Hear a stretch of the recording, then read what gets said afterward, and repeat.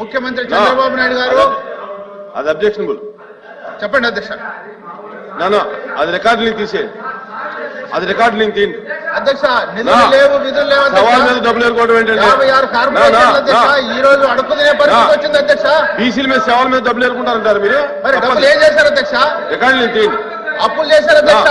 56 కార్పొరేషన్లు తాకట్టు పెట్టాడు, నిధులు కాజేశారు. వచ్చినటువంటి అప్పులు తీసేసుకుని వచ్చినటువంటి అప్పుల్ని అది రికార్డులింగ్ తీసాం. కూర్చోండి మీరు, కూర్చోండి మీరు, కూర్చోండి మీరు, కూర్చోండి అధ్యక్ష. నేను బీసీల గురించి మాట్లాడుతున్నారు. అమర్నాథ్ గౌడ్ హత్య గురించి కూడా మాట్లాడదామా?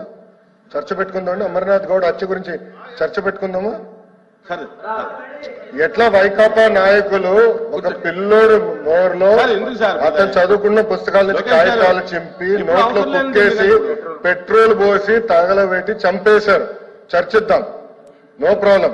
లోకేష్ గారు దళిత సవాన్ని ఎట్లా డోర్ డెలివరీ చేశారు చర్చిద్దాం. We are ready.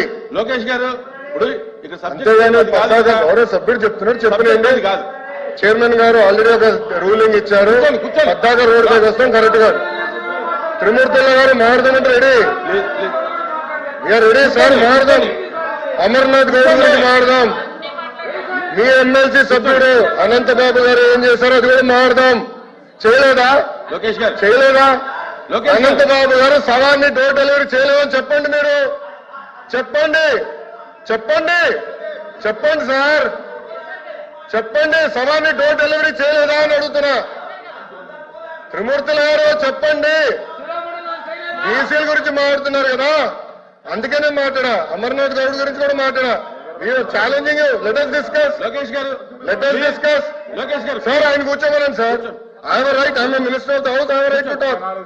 సార్ మెంబర్ ఇట్లా మాట్లాడితే ఎట్లా సార్? నాకు రైట్ ఉంది, నేను మాట్లాడుతున్నా. లోకేష్ గారు ఇప్పుడు జరిగేటటువంటి సార్ ఇట్లా మాట్లాడుతున్నారు. లోకల్ బాడీస్ లో బీసీలకి రిజర్వేషన్ ఎందుకు తగ్గించారో చెప్పమనండి. చెప్పండి. రిజర్వేషన్ మీరు ఎందుకు తగ్గించారు? అమర్నాథ్ గౌడ్ మీరు ఎందుకు చెప్పేశారు? కార్పొరేషన్ మీరు ఎందుకు నిధులు కేటాయించారో చెప్పండి. మీరు రైట్ డిస్కస్. అంతేగాని పద్దాకాల నుంచి ఎట్లయితే సబ్జెక్ట్ కాదండి. కూర్చోండి. ఇప్పుడు అది సబ్జెక్ట్ కాదు. కూర్చోండి, కూర్చోండి, కూర్చోండి. అది సబ్జెక్ట్ కాదు. కూర్చోండి, కూర్చోండి, దయచేసి కూర్చోండి. నాయుడు గారు, నాయుడు గారు మీరు మాట్లాడండి. ఇంకా ఉందమ్మా, ఇంకా లాస్ట్. మీరు కొంచెం కాంట్రవర్సీ లేకుండా మాట్లాడండి. అధ్యక్ష మీ క్లారిఫికేషన్ నేను అడగండి. నేను మంత్రి గారు చెప్తున్నాను. కార్పొరేషన్ ఏర్పాటు చేశారు అధ్యక్ష. చైర్మన్లు, మెంబర్లు ఉత్సవ విగ్రహాలు మాత్రమే ఉన్నారు తప్ప బీసీల కోసం ఏం చేయలేదు. బీసీల ద్రోహి జగన్మోహన్ రెడ్డి గారు అని చెప్తూ ఇప్పటి ముఖ్యమంత్రి నారా చంద్రబాబు నాయుడు గారు 900 కోట్లు 9 నెలల కాలంలోనే విడుదల చేశారు అధ్యక్ష. 900 కోట్లు విడుదల చేసి బీసీల పక్షపాత అయ్యాడు అధ్యక్ష. బీసీల భగవంతుడు అయ్యాడు అధ్యక్ష. ఈ మాట ఎందుకంటున్నానంటే అధ్యక్ష, గత ప్రభుత్వం లబ్ధిదారులకు సంబంధించినటువంటి రాయితీ విషయంలో కూడా అక్కడ కూడా ఒక కొరేసింది అధ్యక్ష. లబ్ధిదారులు ఎంపికైనటువంటి లబ్ధిదారులు 10-20% ఖచ్చితంగా కట్టే తప్ప లోన్లు ఇచ్చే పరిస్థితి గత 5 సంవత్సరాలు లేదు అధ్యక్ష.